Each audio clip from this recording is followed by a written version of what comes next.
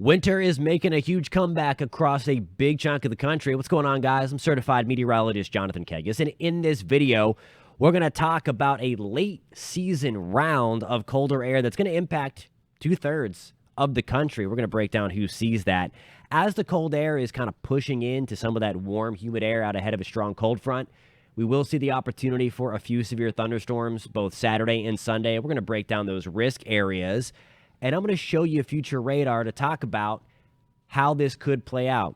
We're going to look at some of the high resolution model data here over the next couple of minutes, a little bit later on in this video, so stick around towards the end for that. Hey, before we get into the video, hurricane season is right around the corner. If you want to stay updated, you have to hit subscribe. Please hit that subscribe button. And if you find this content in the video helpful, make sure you give it a thumbs up. That does help us out a ton. We would appreciate that a lot. Look at this, guys. Here we go. 2 o'clock in the afternoon on Saturday. We're about to get into May, about 10 days away. And look at this. We're talking about temperatures struggling to get out of the 20s in Minneapolis, Minnesota. Really cold through the Iron Range of Minnesota. Arrowhead as well. Freezing mark around Pierre for highs. Great Falls, Montana. We're in the upper 20s. Chicago, we're starting to feel the chill. Back to the upper 30s.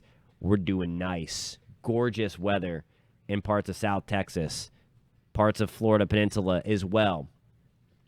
Really warm in New York City, mid-60s. That is going to change. Look at the cold air just kind of plunge right on through behind a strong cold front. There's Sunday morning. Detroit, Chicago, upper 20s, falling into the 40s in Montreal. Look at that, single digits into the Intermountain West where you see that bright pink and purple pop up. Teens and 20s in parts of north central Minnesota, certainly the Arrowhead up towards International Falls into Ely, Minnesota. 50s still in New York City, so we're doing okay, all right? Now that chill really starts to spread to the east, and you kind of see those lighter colors, the blues start to push into New York City. Monday morning, Roanoke, Virginia, we're at the freezing mark. A little cooler in San Antonio and Houston, a little cooler in Jacksonville as well.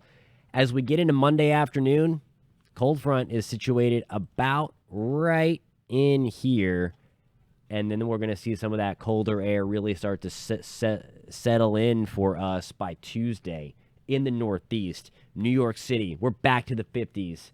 It really doesn't get cold anymore in Central Florida or in South Texas. Highs back to around 80 degrees on both days. All right. In terms of that severe weather threat, again, as that colder air is kind of meeting up with the warm, humid air, they don't like each other much. They always fight it out. And that's what we're going to see on some degree anyway as we move into Saturday afternoon. So we're looking for the main severe weather threat to be where you see these kind of green and yellow blotches highlighted. The lower end severe risk towards northeast Pennsylvania, toward Jacksonville, Florida, into Ohio. That includes parts of South Carolina, into parts of central Virginia, and then into parts of central Carolina.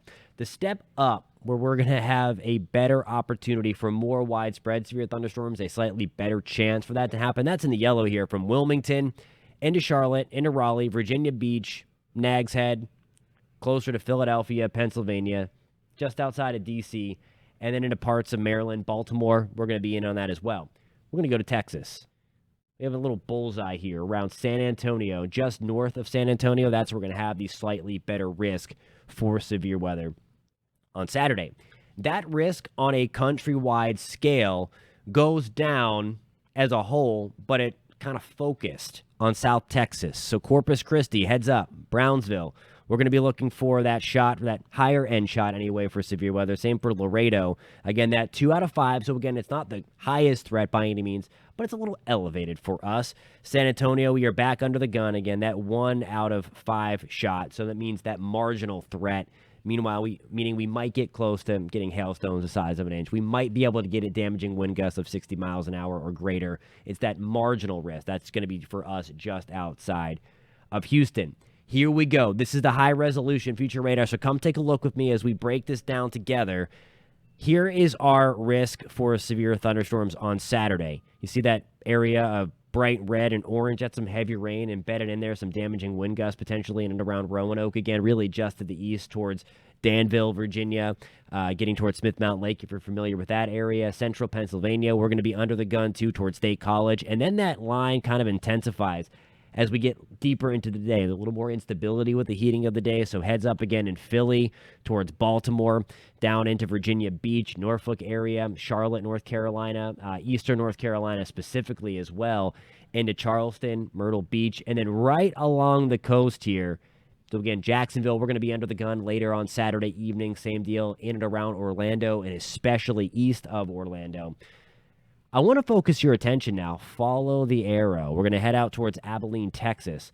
Look at these little guys. I know we're kind of far out here, but I want to point these two little discrete guys. These could be some big hailers later on this afternoon. When I say this afternoon, if you're watching it on Saturday, April 22nd, could have some rogue supercells here producing some pretty big hail, isolated tornado threat. And there's 8 o'clock, and you kind of see just two little lone supercells here right around Cedar Park in between Abilene, outside of Waco, Texas.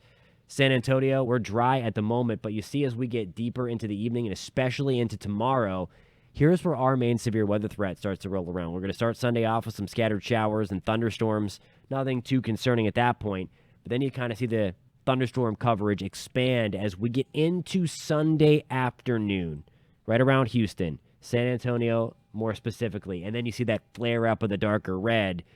This is what I'm talking about when he showed you that kind of elevated risk area, that darker yellow that I showed you from Brownsville towards Corpus Christi. Again, San Antonio and points south later Sunday afternoon and into the evening.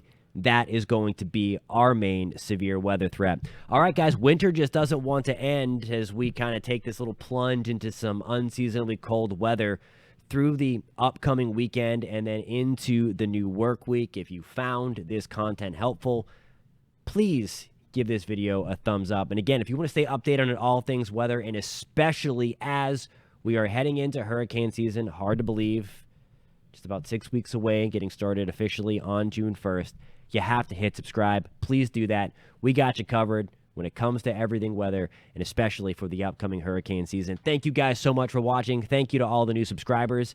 We'll catch you next time.